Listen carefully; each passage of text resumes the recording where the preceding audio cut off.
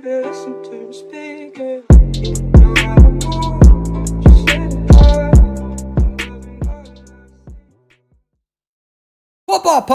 Pop, persuadable. What is going on, boo-boos? I made a belt out of clocks. It was a waste of time. And I hate myself for saying that. I Googled that. Alright, so Sculptor is getting a pretty big nerf, in my opinion. Because she's getting nerfed twice. So they say Sculptor's adjustments. Although she's technically getting adjustment, it's a nerf. She's not getting anything as a result of this. It's like a hookup that ends up into a pregnancy. There's no good end result out of this, but the original timing that you two had together hopefully wasn't a disaster. For the survivors, Sculptor's time has been a disaster. But for the Sculptor's point of view, things have been fun. Things have been good. All right. I was going to make a joke about my sex life, but I wasn't going to go that far. So anyways, she's being nerfed twice. So pretty much when she spikes the ground, it doesn't last as long. And also, it takes longer for the spike to go on cooldown or finish cooldown. So that's two separate things. So if you have no idea what I'm talking about, I call it spiking. All right. I don't know. I forget what the official translation is. Can't remember on the top of my head. Pretty sure it's pictographic cemetery or whatever it is. That's your ability to throw that little thing down, spike the ground. And this right here. Talk about perfect timing. Okay. So that's being nerfed. How long you can use it is going from 16 seconds to 12 seconds. And the cooldown is 20 seconds. So although a lot of sculptors, when they put it down, they don't always use it for the full 16 seconds. So remember, that's getting nerfed down to 12. The fact is that you're not going to be able to spam the ability as much.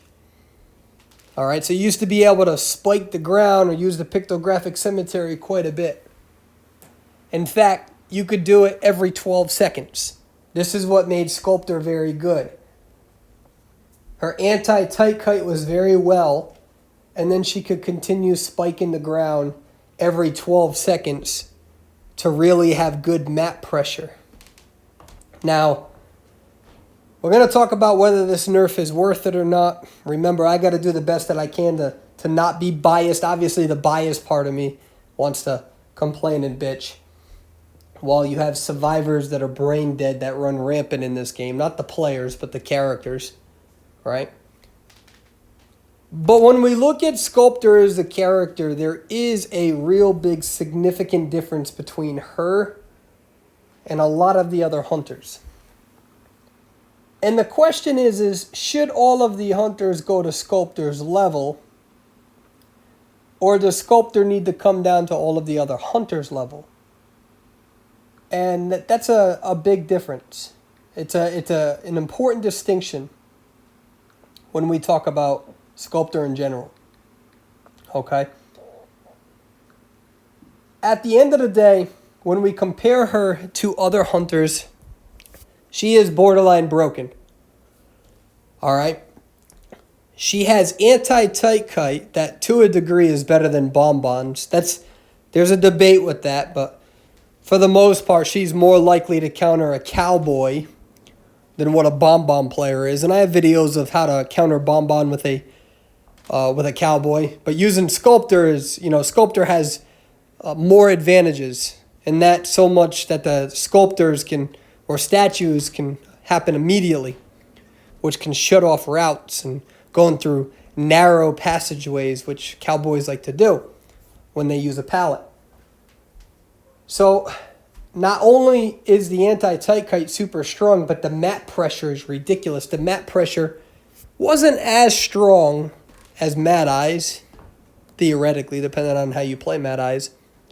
But it was up there. You could constantly spike every 12 seconds, which really means that you were like a bonbon, but on steroids, which is literally the reason why Sculptor is a better hunter than bonbon for the most part. Because even if you don't down somebody right away, you have the ability to provide map pressure and to continue chugging along, especially with her ability where the statues collide and they run automatically into a survivor. Now, just in case you don't know what I'm talking about, when she has max presence or whatever it is, when you hit two statues and they collide with each other, it goes immediately in the survivor's direction, and that's why Explorer is a counter to it. Whether we think the game is Hunter or Survivor side, it really comes down to also your opinion as to whether Hunters need to be as scary as Sculptor, or whether Sculptor needs to get turned down a notch to be on the same equal level playing field as the other Hunters. My only concern is that they're also nerfing Bonbon, which I'm going to do a video on later. And it's pretty much encouraging everybody to just say, hey, if you want to win, you should use Dream Witch. I mean, that's where it's coming down to, but that's not always the case. There's so many good Hunters in this game. And although the gap between whether this game is Hunter or Survivor side appears to be much more narrow than what it was many seasons ago, okay? I think that these nerfs are justified. The question is it too much? You know, making it so it takes 20 seconds to use your spike ability or your pictographic cemetery or whatever they call it. Pretty much you can't spam it as much. So really there's huge consequences now for a Sculptor missing that cemetery, missing that spiking, which is an important thing to note. Because if you miss it, now somebody is going to take 20 seconds. So pretty much this is buffing Survivor's mid to late game. That's what it's doing. It's weakening Sculptor mid to late game. And there's a lot of Hunters who aren't even anywhere near as good as her tight kiting and who don't even have map pressure. So when you compare Sculptor to the other Hunters, there is a significant difference. She's too strong in too many areas. Remember, if you break down these Hunters into three main categories, and this is just for the sake of being basic: anti-rescue, anti-tight kiting, map pressure. She's pretty much the top of all three. So it makes sense that it's being reduced. The question is do you have to reduce it twice? Reducing the duration from 16 seconds to 12 seconds, and reducing how often you can use the spike. The question is this too much? And I think that's really going to boil down to whether you think the game is Hunter or Survivor sided. But let's get further into detail.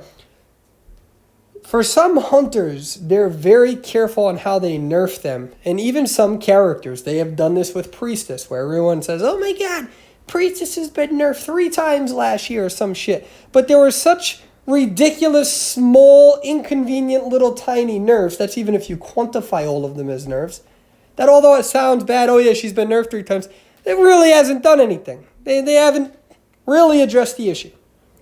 It's like they're so fucking concerned in doing so that they don't really address the issue. So with Sculptor, instead of nerfing her 1 time, they're deciding to nerf her twice. Reduce the duration of the spike and reduce the spamming ability of the spike. The question is would the cooldown have been enough? You know, there's many instances where Sculptor doesn't use the pictographic cemetery for 16 seconds. You know, many of them will just throw it out there. But if you're going to make it so there's a 20-second cooldown, you might as well reward the Sculptor for accurately predicting where that survivor is.